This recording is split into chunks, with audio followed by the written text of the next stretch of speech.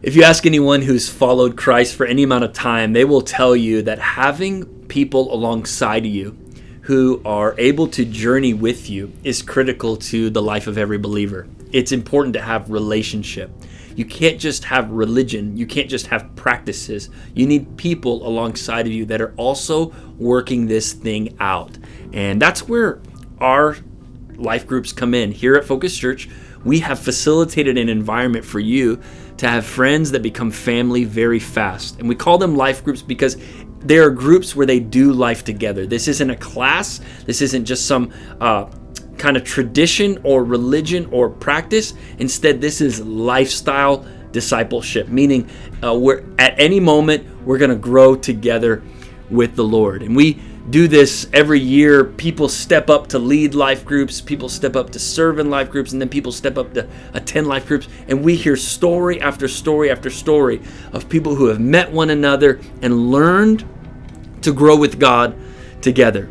See, you can decide to follow God for yourself, but you should never follow God by yourself.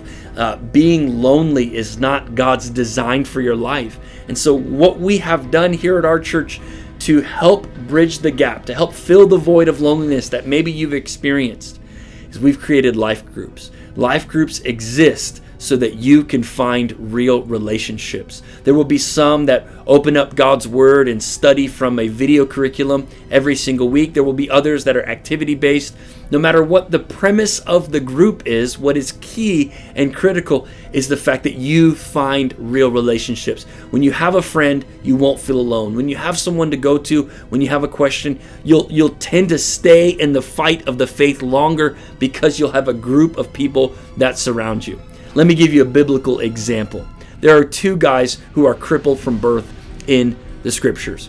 One guy is counting on what's called the pool of Bethesda to get his miracle. The water gets stirred. They say the angels stir up the water, and whoever jumps in first gets saved. The problem is gets healed. The problem is he can't get to the water in time. Someone always gets in there before him because he says, I have no one to help me into the water. So he can't receive his miracle because he doesn't have help to journey through it. But then there's another man who gets brought to Jesus by four friends, and they can't get into the house the conventional way through the door, so they make a hole in the roof and they put him at the feet of Jesus. And Jesus looks up and says, because of their faith, meaning the faith of the friends and the faith of the guy who's crippled, has made him well. So there are two guys, the same disease, the same symptoms, the same problem, yet one of them is healed because of the people that he surrounded himself with, and the other has to rely on his relationship with Jesus alone for his miracle instead of his relationship with those who believe for his miracle with him.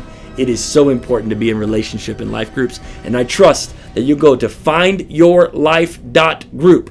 That's findyourlife.group today to browse through our existing groups and to join a group. Again, we are so excited that you've decided to follow Christ, and if you need anything at all, please feel free to reach out. God bless.